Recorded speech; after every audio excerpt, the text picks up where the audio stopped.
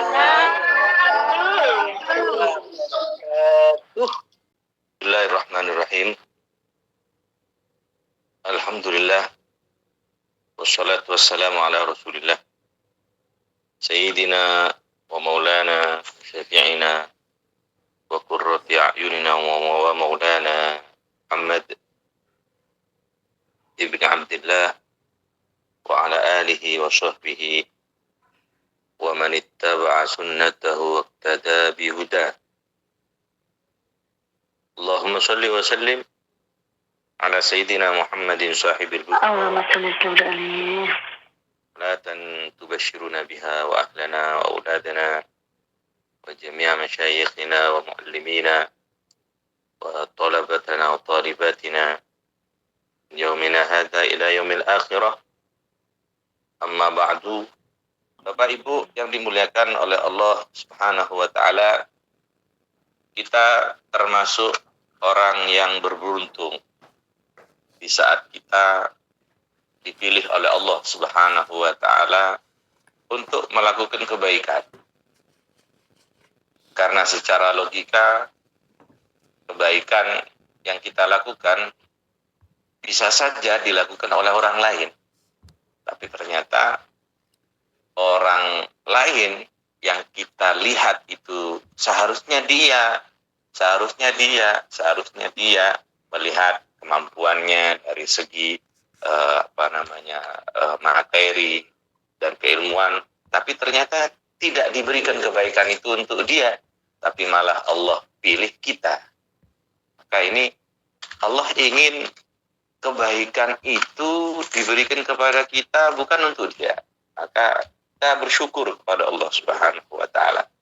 Terlebih lagi orang-orang yang diberikan kesempatan untuk meraih ridho Allah Subhanahu wa taala, yang potensi untuk meraih ridhonya Allah Subhanahu wa taala dan ridhonya Nabi Muhammad sallallahu alaihi wasallam itu lebih besar dibandingkan kesempatan-kesempatan yang lainnya. Misalkan menjadi seorang pembimbing dalam kebaikan, entah itu di komunitas, entah itu di majelis on air, online, atau majelis ya secara berkumpul manusia, atau dia diberikan kesempatan untuk bergabung bahu-membahu walaupun sedikit demi sedikit, sukarelawan ya, membantu menyisihkan hartanya untuk kesejahteraan panti asuhan anak-anak yatim. Ini adalah potensi untuk membuat Allah senang, potensi untuk membuat Nabi Muhammad itu tersenyum, bahagia, ridho kepada kita, lebih besar dibandingkan perbuatan kebaikan-kebaikan yang lain. Allah perintahkan taat kepada manusia, sholat 5 waktu, zakat, puasa Ramadan, atau hal-hal kebaikan semuanya. Semua kebaikan, semua ketaatan yang dilakukan oleh manusia itu potensinya adalah mendapatkan ridho, mendapatkan pahala, mendapatkan derajat di sisi Allah, dipandang lebih oleh Allah Subhanahu wa taala dengan pandangan rahmat. Akan tetapi ada perkara-perkara khusus, perkara-perkara kebaikan secara khusus, perkara-perkara ketaatan secara khusus, itu mendapatkan potensi ridho Allah itu lebih besar dibandingkan yang lainnya yang saya sebutkan tadi itu. Ya, di antaranya menjadi orang yang pembimbing majelis, misalkan memberikan manfaat ke ilmu atau apa saja yang ada manfaatnya, itu potensi disukai oleh Allah, potensi untuk diberikan ridho oleh Allah lebih besar. Bayangkan saja, semua bahkan Allah sendiri, malaikat-malaikatnya, semua makhluknya, bahkan makhluk yang hatta hitanil bahr, sampai makhluk yang ada di lautan pun yad'una an-nasa bil khair. Mereka mendoakan kebaikan untuk orang-orang yang mengajarkan kebaikan, untuk orang-orang yang menebarkan kebaikan. Siapa? Mereka yang didoain kebaikan. Mereka pengajar kebaikan, penunjuk kebaikan, pembimbing daripada kebaikan. Entah itu seorang guru, seorang ustadz-ustadzah, atau di komunitasnya adalah orang yang pembimbing misalkan. Nah, ini orang-orang yang mendapatkan anugerah itu lebih besar dibandingkan perkara-perkara ketaatan yang lain. Di antaranya juga seperti orang yang membantu daripada kesejahteraan anak yatim. Mudah-mudahan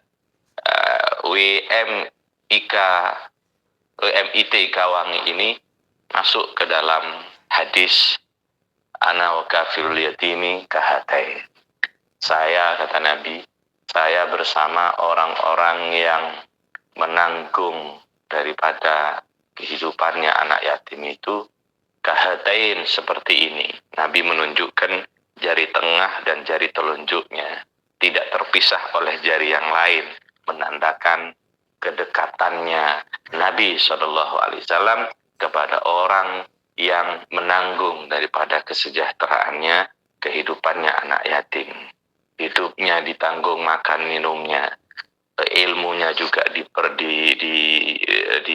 diberikan, dan yang lainnya itu mendapatkan ridhonya Nabi SAW, sampai dekatnya itu diibaratkan dengan dua jari, jari telunjuk dan jari tengah, tidak terpisahkan. Hadirin yang dimuliakan, mustami'at yang dimuliakan oleh Allah, kenikmatan yang lebih besar mana lagi? Kenikmatan yang lebih besar mana lagi ketika di surga itu bersanding dengan Nabi Muhammad SAW? Kebahagiaan yang lebih besar apa lagi? Di surga berduaan, bersanding, berdekatan dengan Nabi Muhammad SAW, di mana Al-Habib Ali bin Muhammad bin Husain Al-Habsyi mengatakan mereka tidak pengen masuk surga. Pengen masuk surga bukan karena kenikmatan surga bidadarinya, nikmat buah-buahnya, istana megah, ibaratkan seperti ratu yang dilayani oleh bidadari, wildanul mukhalladun, dan yang lainnya. Bukan kenikmatan itu yang diinginkan oleh Habib Ali untuk masuk surga, tetapi yang diinginkan Habib Ali untuk masuk surga itu karena di situ ada pujaan hatinya, yaitu Nabi Muhammad Shallallahu Alaihi Wasallam. Kalau karena ingin masuk surga itu karena ada pujaan hatinya, yaitu Nabi Muhammad di surga, ingin masuk surga karena ada beliau Nabi Muhammad, apalagi setelah masuk surga tidak hanya melihat Nabi Muhammad, tapi berduaan, bersanding dekat dengan Nabi Muhammad Shallallahu Alaihi Wasallam. Ini adalah kebahagiaan yang sangat-sangat diimpikan oleh orang-orang yang pecinta Nabi Muhammad SAW. Nah, potensi besar itu diberikan kepada orang-orang yang dimampukan, orang-orang yang diberikan kemudahan untuk ringan membantu mereka, anak-anak yatim.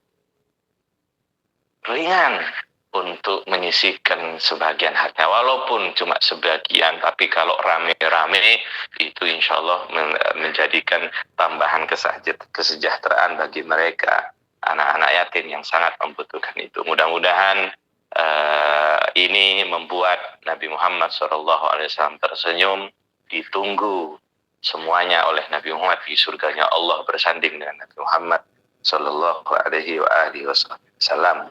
Dan mudah-mudahan sembari Nabi Muhammad melihat senyumnya itu untuk kita semuanya, memberikan ridhonya kepada kita semua. Amin ya rabbal alamin. Jamaah majelis yang dimuliakan oleh Allah.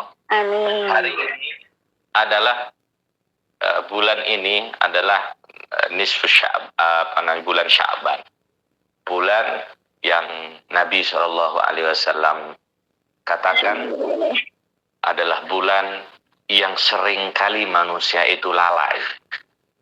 Kenapa lalai? karena diapit oleh 2 bulan yang mulia.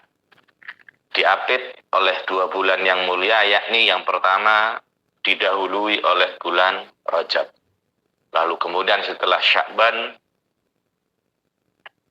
itu bulan Ramadan, Sayyidus Syuhur, bulan yang sangat mulia.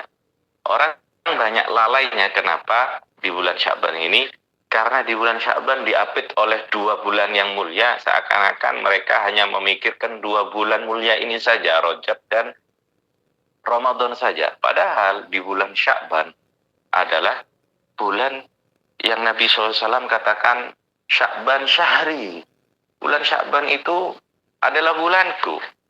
Kenapa bulan Sya'ban dikatakan bulanku, bulannya Nabi Muhammad? Karena Abu Yazid Muhammad bin Ali Al-Maliki Al-Hasani dalam kitabnya Madza fi Sya'ban mengatakan, kenapa bulan Sya'ban itu dikatakan bulannya Nabi Muhammad? Karena di bulan Sya'ban itulah dulu 14 abad lebih yang lalu itu pernah turun ayat Al-Quran, yang ayat Al-Quran itu memerintahkan umat untuk bersolawat kepada Nabi Muhammad. Perintah solawat kepada Nabi Muhammad itu turunnya di bulan Sya'ban. Ya, firman Allah Subhanahu wa taala mengatakan, innallaha wa malaikatahu yusholluna 'alan nabi ya ayyuhalladzina amanu shollu 'alaihi wa sallimu taslima. Ayat itu artinya sesungguhnya Allah dan para malaikat yusholluna 'alan nabi, mereka bersalawat kepada Nabi Muhammad sallallahu alaihi wasallam. Allah bersalawat kepada Nabi Muhammad. Para malaikat-malaikatnya Allah, bukan satu malaikat. Wa malaikatahu, malaikah itu bentuk jamak. Artinya malaikat-malaikatnya Allah bersalawat kepada Nabi. Setelah Allah awali amalan bersalawat kepada Nabi, lalu malaikat juga menyusunnya bersalawat kepada Nabi, baru Allah Subhanahu wa taala memanggil orang-orang yang beriman. Ya ayyuhalladzina amanu, hei orang-orang yang beriman. Ya ayyuhalladzina amanu, wahai orang-orang yang beriman, shollu alaihi wasallimu taslima. Bersalawat dan bersalamlah kepada Nabi Muhammad sallallahu alaihi wasallam. Perintah ini, ayat ini turunnya di bulan Sya'ban, oleh karenanya Sya'ban dikatakan bulannya Nabi Muhammad sallallahu alaihi wasallam. Oleh karena Sya'ban dikatakan bulannya Nabi Muhammad, maka ulama mengatakan bulan Sya'ban bulannya Nabi Muhammad, berarti dianjurkan umat ini untuk memperbanyak sholawat kepada baginda Nabi Muhammad sallallahu alaihi wasallam. Ayat ini sangat menarik. Kalau kita mau merenungkan, bayangkan semua amal-amalan yang ada di muka bumi ini tidak pernah ada Allah melakukannya kecuali salawat kepada Nabi Muhammad. Bahkan perintah wajib bersalawat kepada Nabi Muhammad itu sebelum diturunkan perintahnya, lebih dulu Allah memulainya. Artinya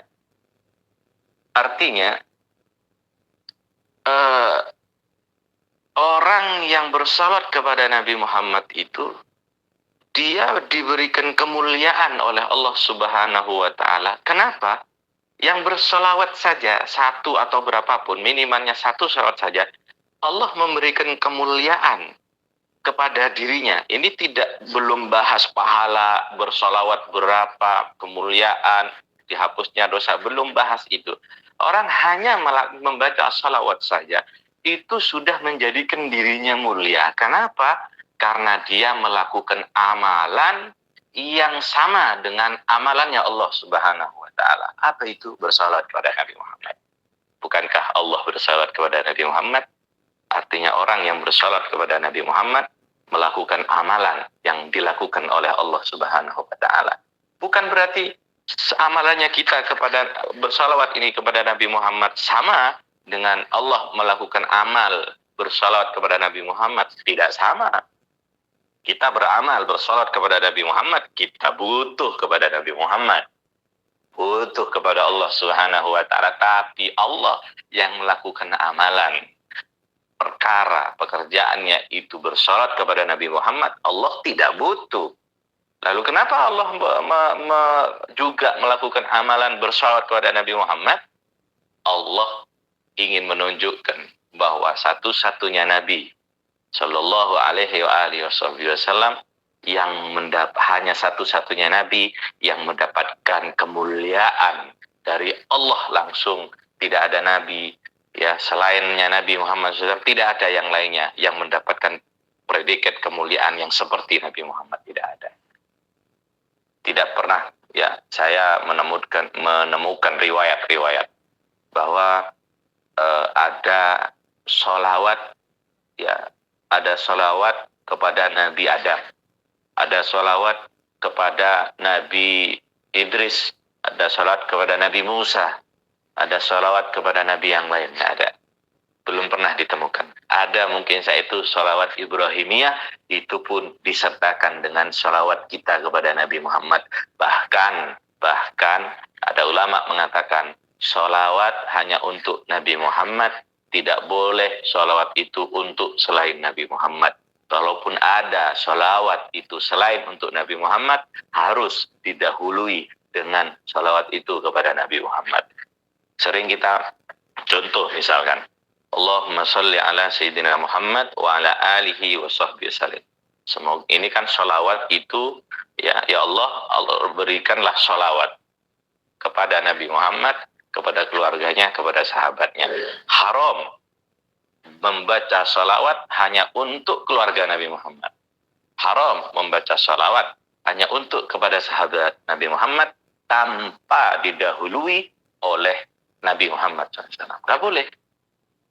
Begitu juga demikian, nggak boleh bersolawat kepada selain Nabi Muhammad kalau tidak didahului dengan Nabi Muhammad SAW. Dan saya belum pernah menemukan ada salawat kepada nabi-nabi yang lain. Kalau salam mungkin ada, seperti wassalamu alayya yauma wulidtu wa yauma amutu,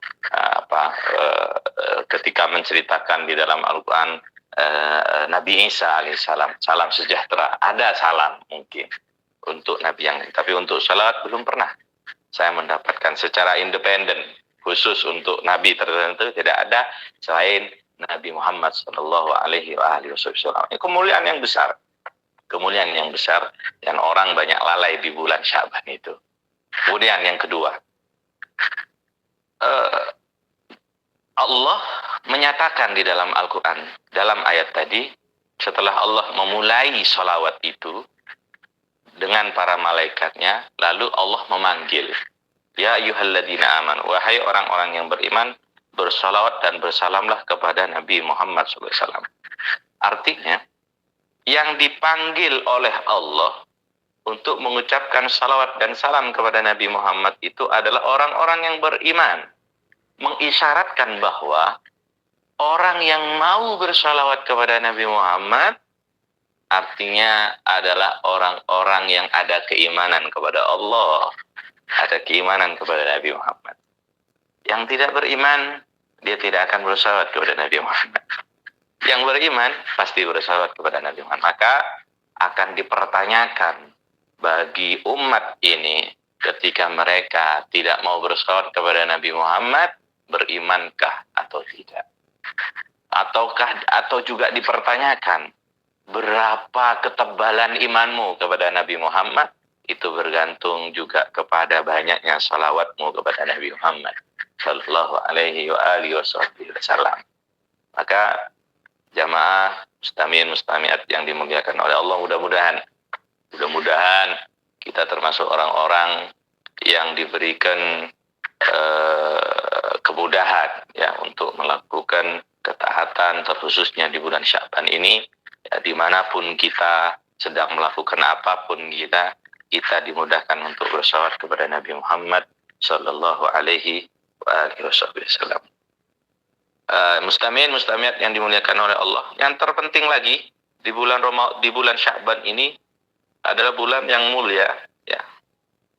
Di bulan Syaban ini ada istilah namanya nisfu Sya'ban.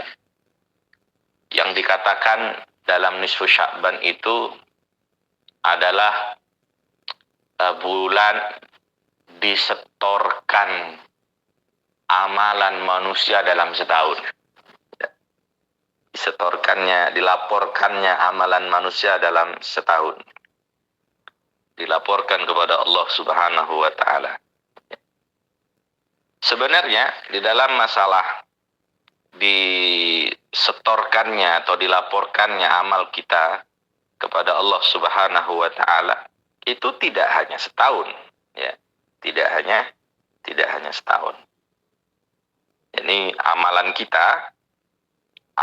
kita setiap harinya ini tidak hanya dilaporkan kepada Allah, ya. Laporan amal itu tidak hanya setahun sekali, ya, ini di bulan nisfu Sya'ban saja, tidak. Ada 4 kategori amalan kita itu disetorkan kepada Allah Subhanahu wa Ta'ala. Ya.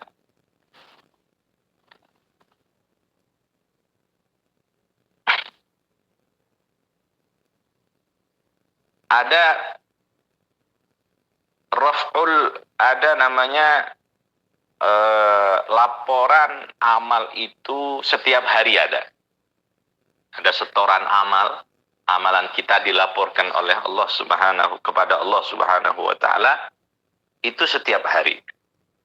Dalam sebuah hadis yang ada di dalam Sahih Muslim, kalau hadis disebutkan di dalam kitab Sahih Muslim, Sahih Bukhari, itu sudah dijamin kesahihannya.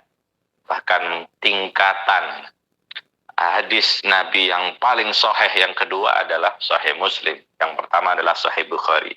Di dalam Sahih Muslim itu disebutkan riwayat daripada Abu Musa Al-Asy'ari radhiyallahu taala anhu, ia berkata, Rasul sallallahu alaihi wasallam berdiri kepada kita memberikan 5 nasihat.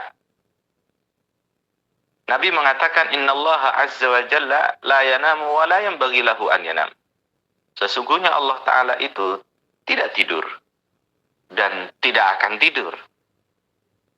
Yang kedua, yakhfadul qista yarfa'u. Allah meletakkan keadilan dan akan mengangkatnya. Yarfa'u ilaihi amal al-lail qabla amal an-nahar. Allah akan mengangkat, dilaporkan kepada Allah amal di malam hari sebelum amal siangnya. Wa amalan nahari qabla amalil lail. Dan amal di siang hari sebelum amal malamnya. Ya. Atau kama qala Rasul sallallahu alaihi wa alihi wasallam. Artinya Allah dalam hadis ini adalah yarfa'u ilaihi amalal lail qabla amalin nahar wa amalan nahar qabla amalal lail. Artinya Al-Imam Al-Allamah Al-Manawi rahimahullah ta'ala mengatakan, ay makna raf'il malil warid fi hadzal hadis yarfa'u ilaihi amalan nahar fi awwalil lail alladhi ba'dahu wa amalal laili fi awwalin nahar alladhi ba'dahu. Fa innal hafadhah yas'aduna bi a'malil lail ba'da inqidaihi fi awwalin nahar wa yas'aduna bi a'malin nahar ba'da inqidaihi fi awwalil lail. Artinya kata beliau Al-Allamah Al-Manawi, Allah itu mengangkat amalan siang hari di awal malam hari setelahnya dan amalan malam hari di awal siangnya. Jadi begini, ya. Amalan kita yang dari subuh sampai maghrib ini dilaporkan. Sebelum tiba di malam harinya setelah maghrib, amalan yang siang dari fajar sampai syuruk itu dilaporkan kepada Allah Subhanahu wa Ta'ala. Yang dari maghrib sampai ke subuh itu dilaporkan kepada Allah Subhanahu wa Ta'ala. Nah, ini adalah laporan amal yang setiap hari. Ya, ada laporan amal yang kategori setiap hari.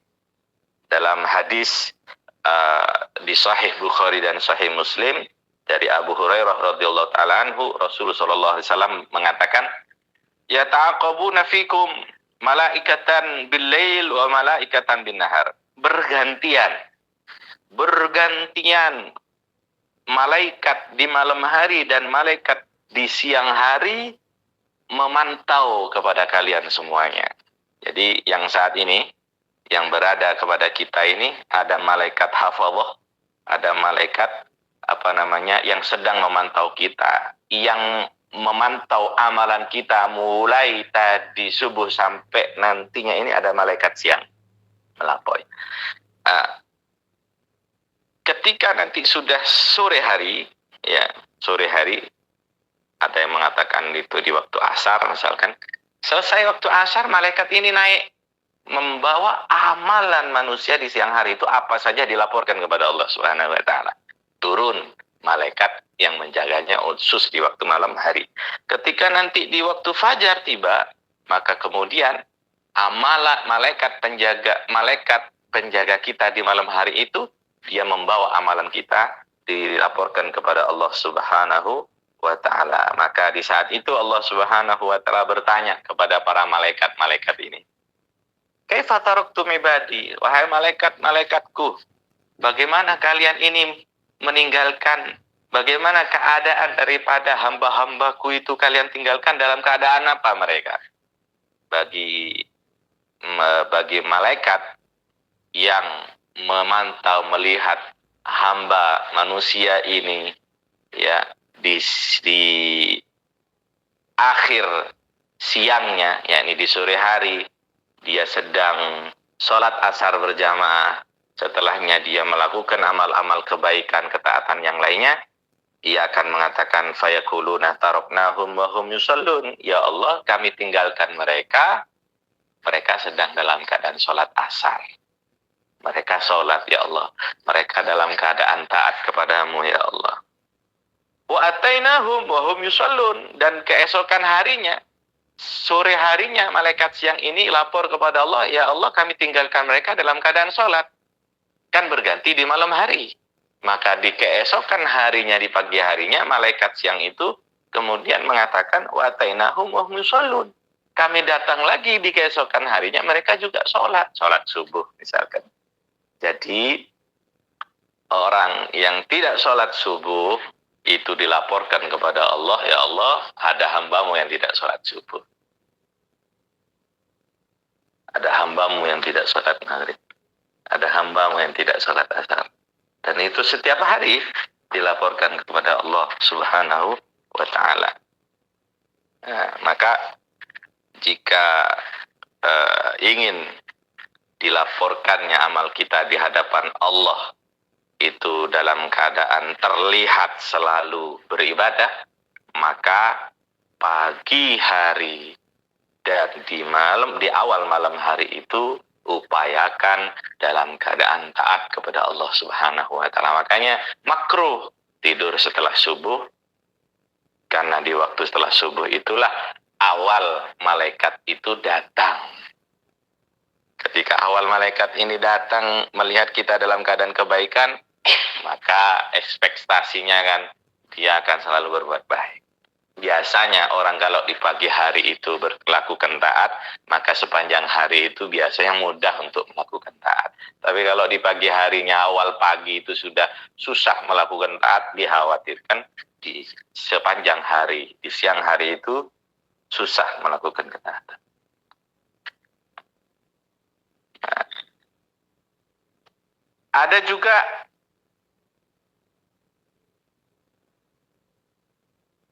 amalan yang diangkat, dilaporkan kepada Allah yang sifatnya ar-raf'ul fauri.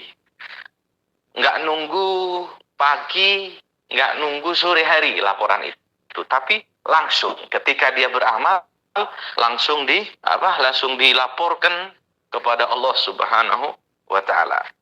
Satu hadis yang diriwayatkan Imam Tirmidzi, Imam Ahmad dari Abdullah ibn Sa'ib, bahwa Rasulullah Shallallahu Alaihi Wasallam itu pernah sholat 4 rakaat, ya, setelah tergelincirnya matahari, qabla dhuhri, sebelum zuhur. Jadi sudah waktu duhur menyingsing, sudah waktu duhur tiba, sholat qobliyah sebelum duhur 4 rakaat. Ya. Sholat qobliyah 4 rakaat sebelum duhur. Lalu Nabi mengatakan, innaha sa'atun tuftahu fiha abwabus sama, fa uhibbu an yas'ada li fiha amalun sholih. Ya, kata Nabi, 4 rakaat yang dilakukan ketika tergelincir matahari, 4 rakaat tersebut sholat sunnah sebelum fardu duhur itu kata Nabi adalah waktu. Innaha sa'atun, itu adalah waktu tuftahu fiha, di mana di waktu tersebut tuftahu, dibukanya abwabus sama, pintu-pintu langit.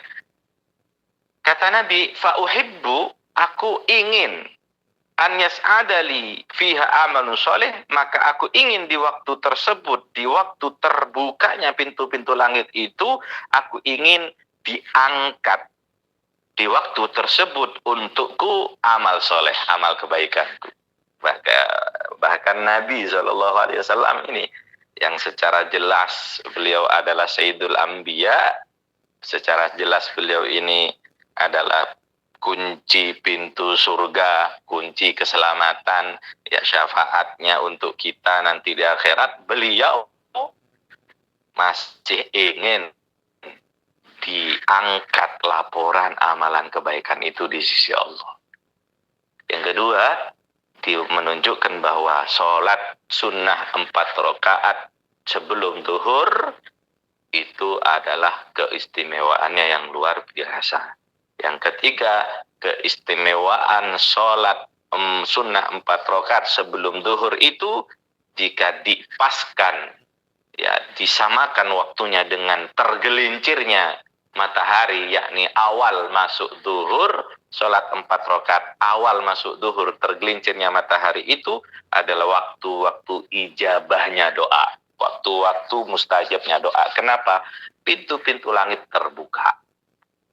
Pintu-pintu langit terbuka. Dalam riwayat lain, Nabi SAW dalam sebuah hadis dari Abu Ayyub Al-Ansari dari Nabi SAW, arba'un qabla dhuhri laisa fihinna taslim yuftahu lahunna abwabus sama. 4 rakaat sebelum duhur, yang 4 rakaat sebelum duhur itu hanya 1 salam saja, yuftahu lahunna, dibukakan untuk 4 rakaat sebelum duhur ini abu-abu sama, pintu-pintu langit, ya, sebagai tanda dibukanya bukan 1 pintu langit. Langit ada lapisan 7, ya, ada 7 lapisan langit, ya, yang di dalam hadis ini disebutkan pintu-pintu langit, ya, bukan satu pintu langit saja itu sudah mengisyaratkan mudah dan cepat kabulnya doa seseorang. Tapi ini disebutkan pintu-pintu langit. Bisa jadi semua pintu langit itu terbuka. Kalau 1 pintu saja sudah menjadi cukup untuk cepatnya diijabah doa kita, lah bagaimana kalau semua pintu langit itu terbuka? Dan hal itu waktunya adalah di saat tergelincirnya matahari. Yani orang Jawa mengatakan bedok duhur, ya, bedok duhur. Itu yang kedua. Ada yang ketiga, yakni ar-raf'ul usbu'i. Ada ar-raf'ul usbu'i. Dilaporkannya amal kategori seminggu sekali. Ya. Dilaporkannya amal itu kategori seminggu sekali. Ya. Dalam seminggu sekali amalan kita semuanya ini, yang baik, yang buruk, ya, itu dilaporkan kepada Allah Subhanahu wa taala. Imam Muslim meriwayatkan dari Abu Hurairah radhiyallahu taala anhu, beliau mengatakan Rasulullah SAW bersabda, tu'radul a'mal fi kulli yaumi khamis wa itsnin. Ya, diangkat, dilaporkan amal-amal manusia di setiap hari Kamis dan Senin. Ya. Fayaghfirullahu azza wa jalla fi dzarikal yaum, maka Allah akan memberi pengampunan. Allah mengampuni di hari itu, di hari dilaporkannya amal yang kategori seminggu sekali itu, yang hari Kamis dan Senin, likulli imri'in, bagi setiap orang, la yusyriku billah, yang tidak musyrik kepada Allah, yang tidak menyekutukan kepada Allah sedikit pun, maka diampuni oleh Allah Subhanahu wa taala. Illa imra'an kanat bainahu wa baina akhi syahna, kecuali seseorang tersebut antara dia dan antara saudaranya yang seagama sesama muslim, syahna, ada kebencian. Fayuqalu, ya, laporan amal kategori seminggu sekali di hari Kamis atau di hari Senin itu dilaporkan kepada Allah. Semua laporan itu diterima oleh Allah. Laporan amal itu diterima Allah. Pokoknya asal tidak sedikit pun berlaku syirik, tidak sedikit pun tidak melakukan kemusyrikan kepada Allah Subhanahu wa taala, maka diampuni oleh Allah Subhanahu wa taala. Kan enak ini. Kita ini umat marhumah, umat yang disayangi. Oh, bukan berarti kemudian umat-umat selain umat Nabi Muhammad tidak disayangi. Sama, disayangi juga. Tetapi porsi sayangnya Allah kepada umat Nabi Muhammad itu lebih disayangi dibandingkan umat-umat yang lain, karena melihat Nabi kita, Nabi Muhammad SAW. Bayangkan kalau umat-umat terdahulu, mereka tidak seperti disayanginya kita umat ini. Nggak ada riwayat, ada laporan amal yang seperti ini. Tidak hanya dilaporkan amalnya saja, tetapi dilaporkan ketika tidak ada kesyirikan, maka diampuni itu. Artinya umat-umat terdahulu itu, mereka beramal itu susah. Mendapatkan ampunan itu berat. Karena di antara mereka umat-umat terdahulu itu, kalau mereka melakukan kesyirikan, di antara dosanya, penghapus dosanya, pelebur daripada kesyirikan tersebut, kalau ingin tobatnya diterima, fayaqtulu anfusakum, satu sama lain saling membunuh. Ya, umatnya Nabi Musa misalkan, ada di antara mereka yang melakukan kecurangan ketika Allah Subhanahu wa taala melarang untuk tidak bekerja di hari Sabtu, tidak boleh bekerja di hari Sabtu. Kenapa? Karena hari Sabtu adalah hari untuk ibadah, tapi mereka melanggarnya. Mereka akhirnya kebetulan bekerjanya pencarian penghasilannya mereka adalah mencari ikan di laut, begitu ya. Mereka langgar itu, tidak boleh hari-hari Sabtu, tapi mereka langgar. Akhirnya mereka kemudian langsung kontan disiksa oleh Allah, diadab oleh Allah di dunia, berubah bentuk menjadi monyet 3 hari setelah bentuk berdirinya menjadi monyet 3 hari, lalu kemudian halaku, mereka mati. Ada umat Nabi Musa yang lain, ketika Nabi Musa ingin bertemu dengan Allah Subhanahu wa taala 40 hari berkhulwat, bermunajat, berpuasa. Selesai 40 hari itu di Bukit Tur Sina, kemudian hanya dimampukan untuk mendengar kalam Allah Subhanahu wa taala, tidak dimampukan untuk melihat Allah Subhanahu wa taala.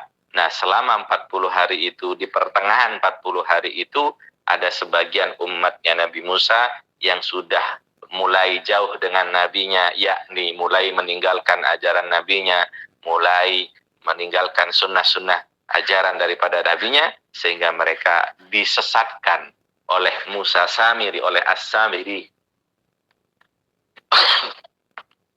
Mereka disesatkan oleh As-Samiri ini. As-Samiri ini membuat patung, ya, membuat patung berbentuk sapi yang terbuat dari emas, yang bisa mengeluarkan suara sapi, ya.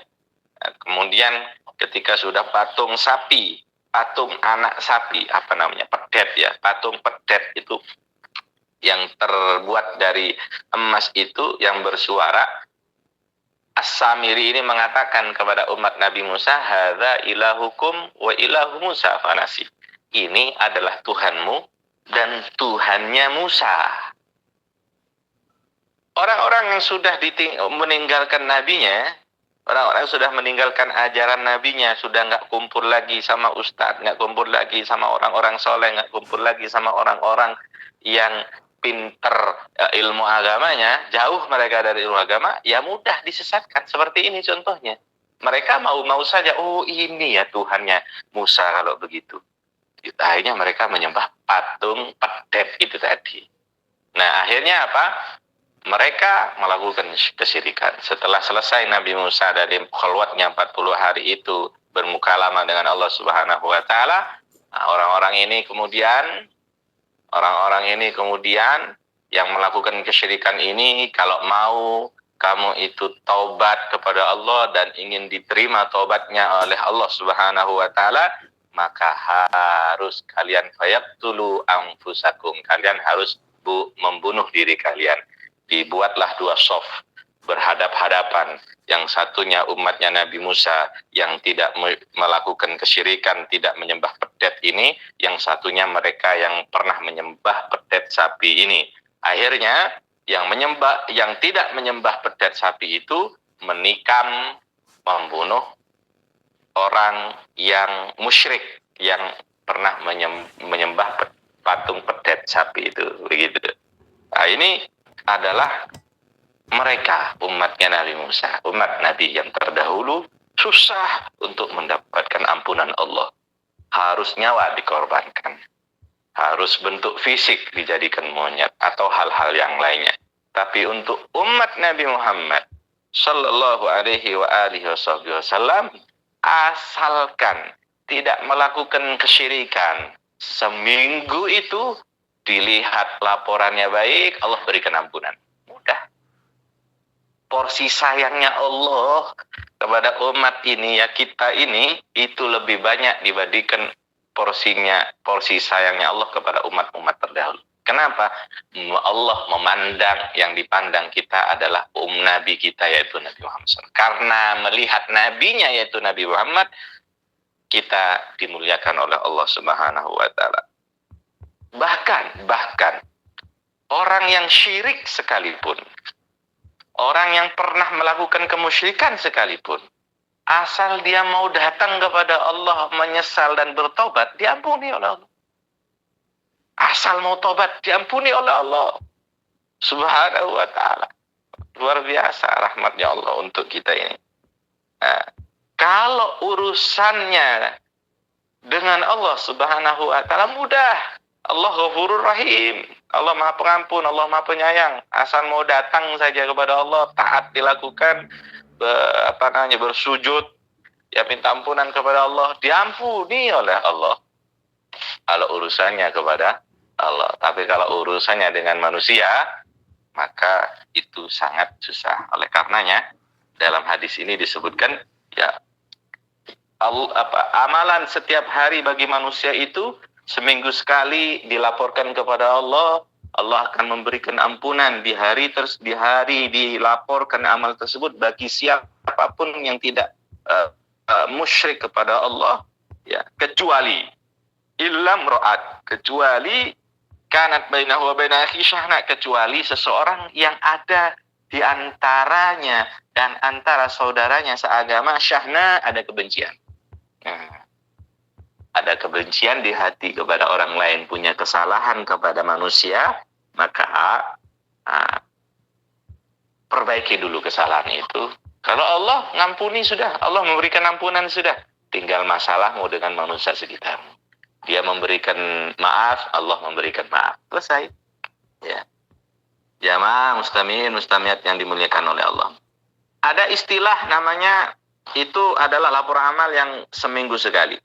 Dalam hadis yang lain mengatakan tu'radul a'mal yaumal itsnain wal khamis. Laporan amal seminggu sekali di hari Senin atau di hari Kamis. Ya. Famin mustaghfirin fayaghfirullah, maka siapa saja yang meminta ampun kepada Allah, fayaghfirullah, diampuni oleh Allah. Wa min taibin fayutabu alaih, orang yang mau bertobat maka diterima tobatnya oleh Allah.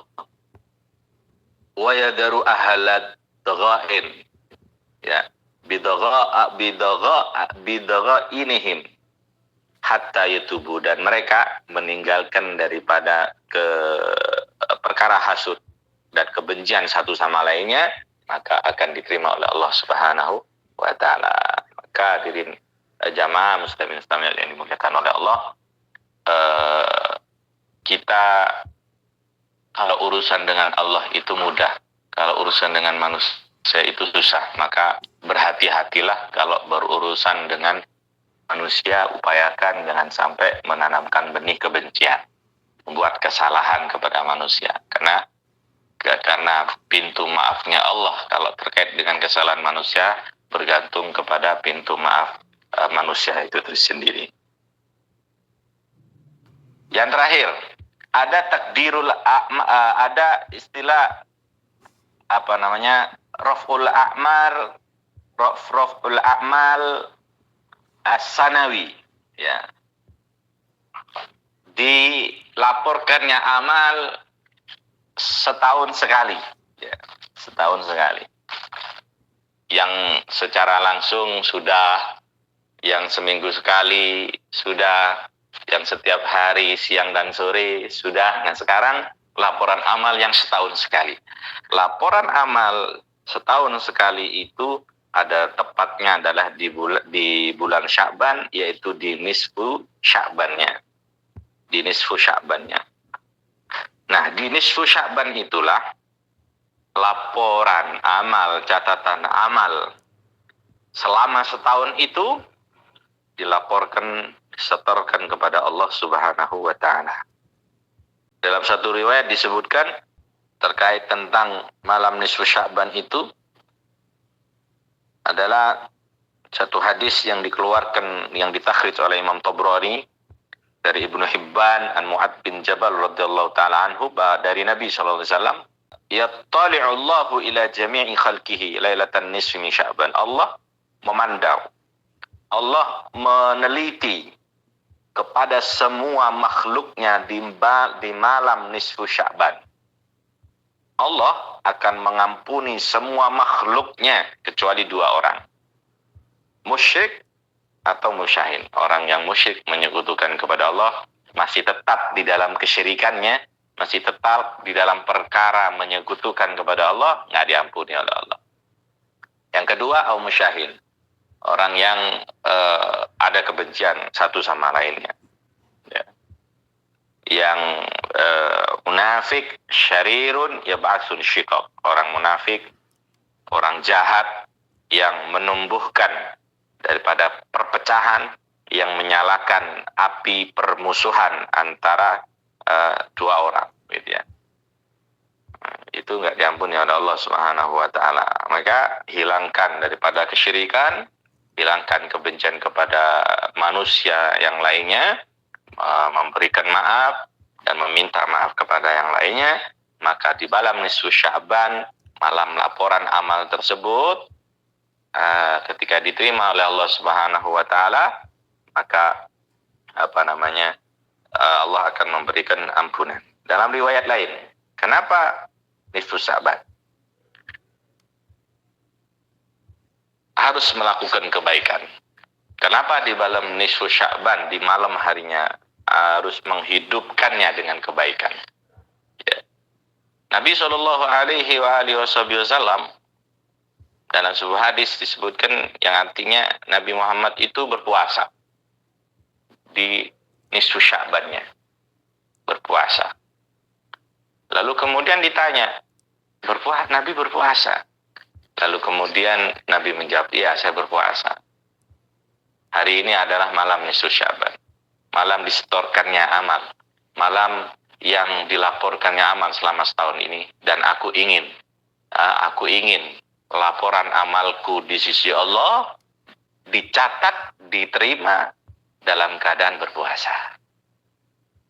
Dalam keadaan berpuasa. Nah, jamaah mustamiat yang dimuliakan oleh Allah, Nabi kurang mulia apalagi Nabi masih berharap, masih ingin dicatat terakhir daripada catatan amalnya setahun itu terlihat dalam keadaan berpuasa, terlihat dalam keadaan beribadah. Kita ingin niru Nabi SAW, ingin niru Nabi Muhammad SAW bahwa laporan itu diterimanya terlihat endingnya dalam keadaan taat, yakni berpuasa, ya puasalah di nisfu Sya'ban. Tidak mampu karena kita bekerja, kita pekerja keras, kita tidak mampu melakukan sunnah puasa. Ada ibadah yang lain, ketaatan yang lain, berlaku ketaatan yang lain kalau memang tidak mampu berpuasa di nisfu Sya'ban itu. Intinya adalah kita berharap ending laporan amal kita yang setahun sekali itu di nisfu Sya'ban terlihat baik di sisi Allah Subhanahu wa Ta'ala. Dengan apa saja? Dengan puasakah, dengan zikirkah, dengan baca Qur'ankah, dengan di hari itu bersedekahkah, membantu orangkah, dengan apa saja. Intinya adalah endingnya terlihat baik oleh Allah Subhanahu wa Ta'ala. Lalu ketika masuk di malamnya untuk mengawali catatan amal yang akan dilaporkan nantinya setahun kemudian, juga diawali dengan kebaikan. Awal yang baik, kemudian diakhiri dengan yang baik. Begitu. Ya, maka mustami'at yang dimuliakan oleh Allah, saya mengajak kepada saya sendiri dan kepada mustami'at yang bergabung di WMIT Ikawangi ini, ya, bersama-sama untuk menjadikan diri ini lebih baik lagi daripada sebelumnya. Malam nisfu Sya'ban, kita siangnya dianjurkan untuk mengakhiri catatan amal yang akan dilaporkan kepada Allah itu dengan ketaatan, dengan kebaikan. Maka di malam harinya ketika maghrib, kita juga mengawali catatan amal untuk disetorkan nanti tahun kedepannya juga diawali dengan yang baik. Ini mengisyaratkan kepada kita barang siapa yang malam nisfu Sya'ban itu melakukan kebaikan, itu mengisyaratkan dipanjangkan umurnya. Orang yang perhatian di malam nisfu Sya'ban itu diharapkan untuk dipanjangkan umurnya sehingga mendapatkan malam nisfu Sya'ban yang lainnya. Kenapa? Mengakhiri nisfu Sya'ban dengan kebaikan dan mengawali dengan kebaikan juga. Nah, mustami'at yang dimuliakan oleh Allah, malam nisfu Sya'ban juga adalah kita dianjurkan untuk menghidupi malam nisfu Sya'bannya. Malam nisfu Sya'bannya, menghidupi malam nisfu Sya'bannya dengan kebaikan-kebaikan. Dengan kebaikan apa saja? Jadi seperti ada perkataan menghidupi malam-malam Ramadan. Dengan apa? Tadarus, baca Quran, tarawih, kebaikan, dan yang lain-lainnya. Maka seperti itu juga menghidupi malam-malam nisfu Sya'ban itu dengan kebaikan-kebaikan yang lainnya. Karena di malam itu adalah malam mustajabud doa, malam ditentukannya umurnya manusia, ya, umurnya manusia. Kita berharap ada perkataan juga ditentukannya mati baik atau mati buruknya manusia itu di malam nisfu Sya'ban. Jamaah mustami'at yang dimuliakan oleh Allah, mudah-mudahan bermanfaat untuk kita semuanya. Ini yang bisa saya sampaikan. Minta maaf yang sebesar-besarnya. Kita tutup dengan doa. Tidak ada sesi tanya jawab, ya. Sapunten lah, lanjenengan wonten wedal, ya, nggih, wonten 2 atau 3 ngoten. Nggih. Nggih. Nggih. Nggih. Sebelum kita tutup dengan doa, kita buka sesi tanya jawab. Alhamdulillah, ya. Oke, silakan. Ibu-ibu, bapak-bapak, sedanten mawon, monggo yang mau bertanya, habibnya masih ada waktu, monggo dipersilahkan. Kula kibarkan nggih. Nggih, monggo Bun. Kibarkan sembilan nggih, Bun. Nggih, monggo. Assalamualaikum warahmatullahi wabarakatuh. Waalaikumsalam warahmatullahi wabarakatuh. Al-Mukarram yang kami hormati, insyaallah Al-Mukarram berserta keluarganya diberikan keberkahan Bidin wa dunya wal akhirah. Amin ya rabbal alamin. Amin, amin, amin. Ya punten saderenge yang mau saya tanyakan, saya Tumina Alif dari Banyuwangi. Yang ingin saya tanyakan tadi, Al-Mukarram tadi menyampaikan bahwa di situ ada amalan yang sangat mulia, yaitu sholat qobliyah zuhur 4 rakaat 1 salam. Nah di situ yang adakah di situ tahiyat awal langsung ngeten? Nah biasanya saya melakukan itu 2 rakaat salam ngeten. Nah ini apakah juga ada atau mungkin langsung tidak ada tahiyat awal ngeten nggih? Nah, mohon jawabannya. Matur suwun. Ngapunten lahir batin. Wassalamualaikum warahmatullahi wabarakatuh. Waalaikumsalam warahmatullahi wabarakatuh. Nggih. Salat 4 rakaat sebelum duhur ya, sunnah rawatib ya. Walaupun tidak termasuk muakkadah. Yang seperti tadi disebutkan adalah waktu di mana dibukanya pintu-pintu langit ya. Salat sunnah 4 rakaat qobliyah zuhur diusahakan itu tepat waktu biar masuk kepada fadilah tadi itu, innaha sa'atun tuftahu fiha abwabus sama, waktu di mana dibukanya pintu-pintu langit. 4 rakaat sunnah sebelum zuhur.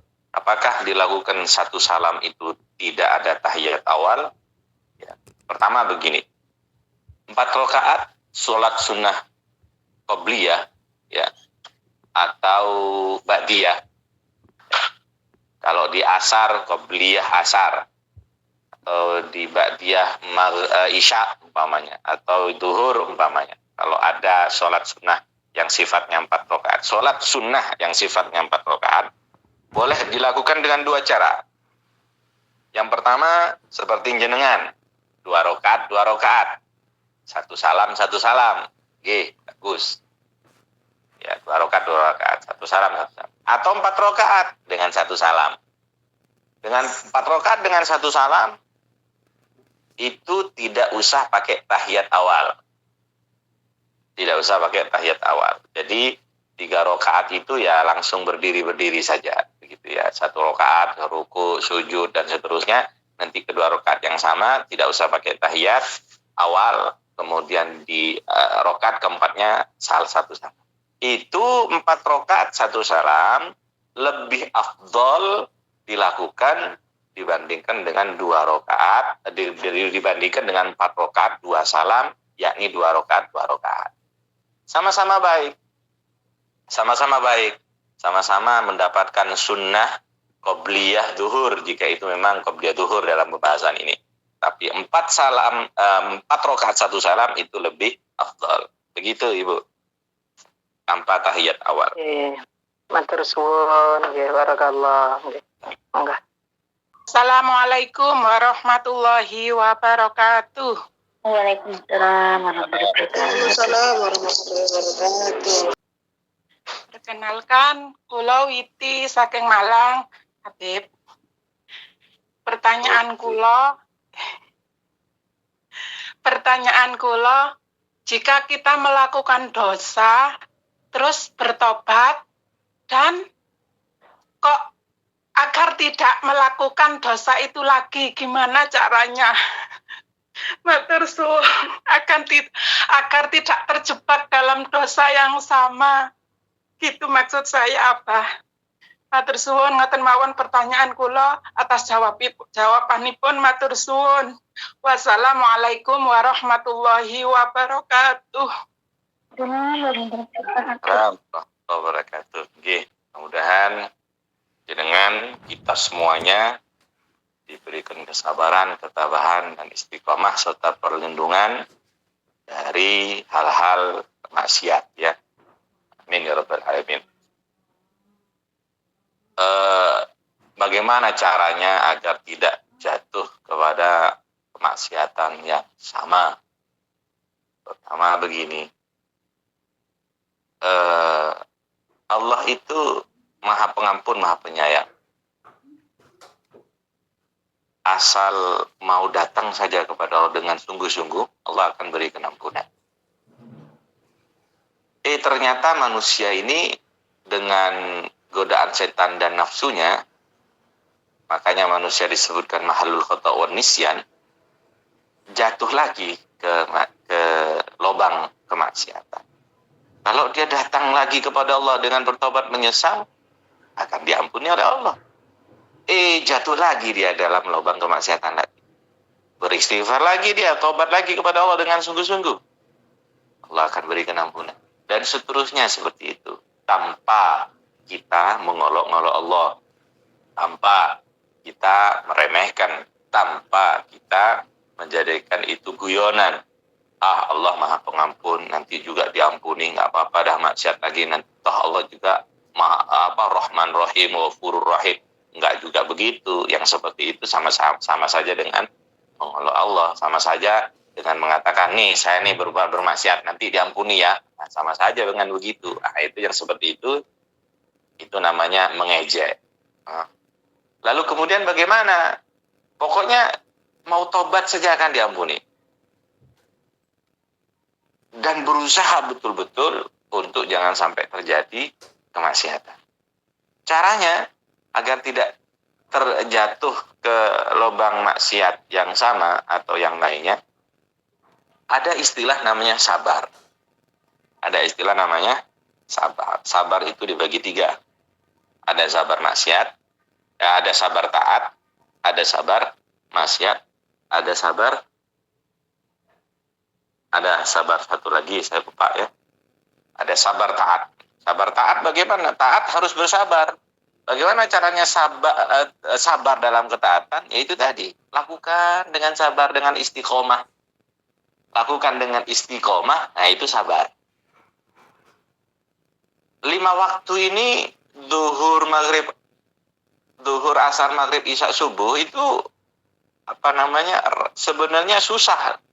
Sebenarnya repot kalau dibandingkan dengan aktivitas kita yang lainnya, utamanya bagi ibu-ibu yang ada di negeri lain itu, ya, yang sedang bekerja, repot itu. Tapi harus istiqomah. Istiqomah di situ namanya sabar dalam ketaatan. Walaupun berat, tetap dilakukan. Itu namanya sabar dalam ketaatan. Ada namanya sabar dalam kemaksiatan. Berbeda dengan sabar dalam ketaatan. Sabar dalam ketaatan harus istiqomah melakukannya. Sabar kemaksiatan bukan istiqomah dalam melakukannya. Bagaimana maksudnya sabar dalam kemaksiatan itu? Sabar bertahan untuk tidak melakukannya. Bagaimana caranya sabar? Ya sabar. Bagaimana caranya untuk tidak melakukan kemaksiatan? Ya tinggalkan. Ini di depan mata ini. Ya bertahan, jangan sampai melakukan. Bagaimana? Paksa nafsu kita yang cenderung kepada kemaksiatan itu ditahan kita. Dialihkan kepada yang baik. Misalkan terlintas di pikiran kita mau melihat aibnya orang, bawaannya mau nyacati saja, langsung itu dirubah, dipuji langsung. Ya Masya Allah, ada baiknya orang itu, dia begini. Atau di depan ini ada minuman keras misalkan, khamr misalkan. Itu langsung kita alihkan minum yang halal. Pergi dari tempat itu, minum yang halal. Dan seterusnya begitu. Jadi ketika melihat kemaksiatan di depan mata, seakan kita ini diawe-awe oleh maksiat tersebut, ya, itu segera ditinggal. Tahan diri untuk melakukannya. Habis itu melihat saja, kita belum melakukan kan, belum melakukan kemaksiatan, melihat saja, cepat-cepat istighfar, ya Allah, astagfirullah, ya Allah, jangan kau perlihatkan lagi kemaksiatan ini, ya Allah. Ya Allah, berikan saya kekuatan, ya, begitu. Jadi kalau itu bisa dihindari, ya langsung ditinggalkan. Kalau itu tidak bisa dihindari saat itu, minta ketahanan dan ketabahan, kekuatan dari Allah untuk tidak melakukan. Dan upayakan untuk dialihkan kepada hal yang baik sesegera mungkin. Begitu Ibu, mudah-mudahan semuanya kita dilindungi oleh Allah dan diberikan ampunan dari Allah Subhanahu wa taala. Ya Rabbal Alamin. Assalamualaikum warahmatullahi wabarakatuh. Waalaikumsalam warahmatullahi wabarakatuh. Amin, Allahumma amin, Rabbal Alamin.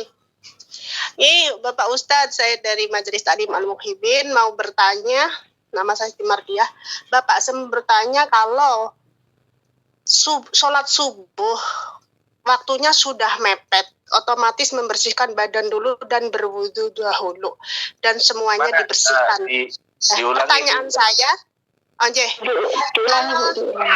sholat subuh Bapak, waktunya itu tinggal sudah mepet ke waktu wajar, terbangun kurang lebih 15 menit atau 10 menit kan, yang diwajibkan kan membersihkan apa yang harus dibersihkan dahulu. Setelah itu waktu sudah habis sampai ke wajar 10 menit itu udah selesai, udah habis. Nah, di sini apakah niatnya itu jadi qadha atau tetap adaan? Di situ Bapak yang menjadi pertanyaan buat saya.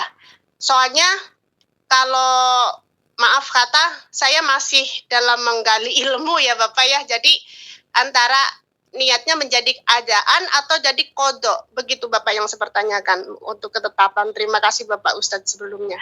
Assalamualaikum warahmatullahi wabarakatuh. Assalamualaikum warahmatullahi wabarakatuh. Sholat kalau sudah di luar waktu ya jadinya qadhaan.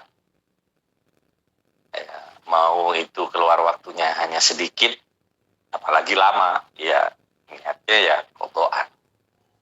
Niatnya adalah qadhaan.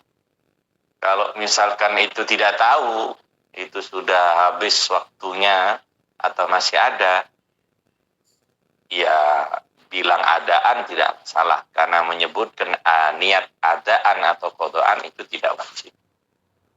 Begitu. Tapi kalau sudah jelas itu adalah keluar sudah waktunya, habis waktunya, ya itu qadhaan. Nah, begitu Bu ya. Jadi kalau sudah habis waktunya maka ya qadhaan. Kalau itu subuh ya, usolli fardhu subhi qadhaan lillahi ta'ala. Begitu. Masya Allah, tabarakallah. Terima kasih Bapak Ustadz atas jawabannya. Matur barakallah, amin. Alhamdulillahirrahmanirrahim. Matur suwun. Iki keranten wedalipun sampun siang, nyuwun barokah doanya nggih Habib. Nggih, matur suwun. Pas duhur. Kita tutup dengan doa nggih. Nggih. Apa yang kita dengar pada hari ini bermanfaat dan barokah, dan apa yang sudah dilakukan oleh kita semuanya diterima oleh Allah, khususnya semua pengurus atau semua keanggotaan daripada WMIT Ikawangi ini diterima oleh Allah, dibalas dengan lebih baik lagi. Semua apa inginkan itu diridhoi dan dikabul oleh Allah Subhanahu wa ta'ala. Amin. Allah diberikan balasan yang melimpah dan lebih bagus di dunia, dan di akhirat nanti surganya Allah Subhanahu wa ta'ala, diberikan kelancaran. Amin. Amin ya rabbal alamin. Usahanya barokai semua usaha dan rezekinya. Amin ya rabbal alamin. Dan semuanya yang hadir di bergabung pada hari ini dari semua majlis-majlisnya diberikan kekokohan, kemantapan, dan terus menebarkan manfaat dan barokah, yang dengan sebab itulah Allah memberikan ridhonya kepada kita semuanya. Amin ya rabbal alamin. Amin ya rabbal alamin. Allamtana rabbi alimna alladhi yanfa'una rabbi faqihna wa faqih lana wa qarabatin lana fi dinina ma ahlil kutub wa dzakar. Rabbi waffiqna wa waffiqhum lima tartadi qawlan fi'lan karama warzuqil kulla halalan da'ima wa akhilat ya ulama nahda bil khair. ونكفى كل شر ربنا واصلح لنا كل الشؤون واقر بالرضا منك العيون واقض عنا ربنا كل الديون قبل ان تاتينا رسل المنون واغفر ستر وصلاه الله تعالى المصطفى عن والوفاة بنتي المصطفى وعلى صحبه الدرر ذاك ممن يسارع في رضاك ولا تولد من خالف امرك وعصى وحسبنا الله لا حول ولا قوه الا بالله العلي العظيم. Sallallahu alaihi wasallam. Alhamdulillah bil alamin. Ingkang tosaken badan mugi-mugi palan barokah. Assalamualaikum warahmatullahi wabarakatuh. Waalaikumsalam. warahmatullahi wabarakatuh.